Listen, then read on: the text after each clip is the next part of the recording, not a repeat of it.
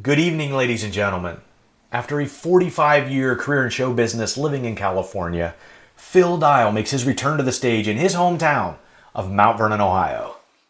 Playing piano since the age of 5 and trombone at age 12, in high school he played in the concert and marching bands as well as the Mellow Jackets Jazz Ensemble.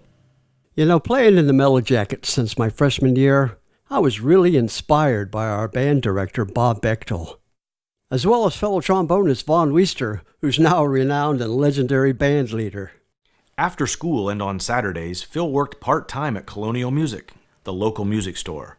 Weekend nights found him playing the Farfisa organ in the Colonials, a local rock and roll band and favorite at sock hops. While studying architecture at Ohio University, he became the pianist for the OU Jazz Ensemble. After college, he joined a professional touring nightclub act booked out of Milwaukee, performing in major hotels and supper clubs throughout the Midwest. Touring brought the group to Southern California, where at the age of 25, Phil Dial changed his name to David Dial. Hi, I'm Phil Dial. Glad to meet you, Bill. No, it's Phil. Oh, Phil.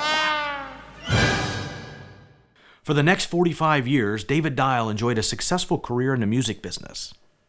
He worked with such luminaries as Burt Bacharach, James Darren, Carol Channing, and others, as well as providing musical services to a host of established singers, musicians, comedians, actors, and musical productions.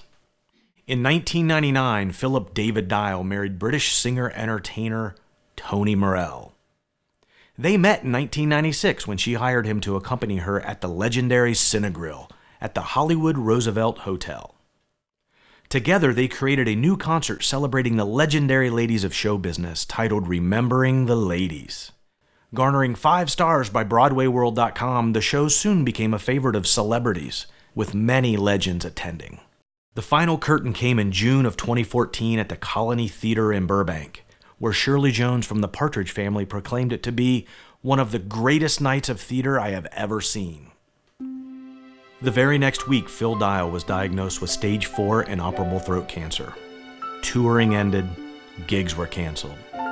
With his strong Christian faith and Toni as caregiver, David began the long journey to complete recovery.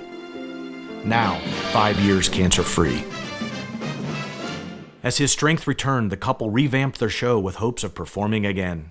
Encouraged by his oncologist to lessen stress, as fate would have it, while online, David happened across a house for sale in Knox County, capturing his immediate attention. So, in November 2018, Philip David Dial, along with his wife Toni, returned home again to Ohio. Hey, Devin, what do you think about Philly and Toni moving back to Knox County? I'll let you know in a year. I'm so excited that Aunt Toni and Uncle Philly moved back to Ohio. Can I say that? Oh, Heidi, you can call him anything you want. I call him Philly, too. To me, he could call himself David or Elvis, but he's always going to be Bubber or Philly. But to me, he'll always be my darling David. Isn't that right, Jax? He's daddy to me. I know. We love you, David, Philly, Elvis, Bill. Woof.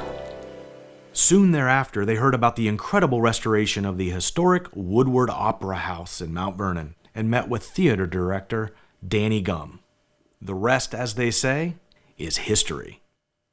Returning full circle, Phil Dial will perform once again in his beloved hometown. And now, ladies and gentlemen, please welcome to the stage. What is it? What are we going to call you here in Ohio? David! David. Okay, David, please, ladies and gentlemen, welcome to the stage, David Dial.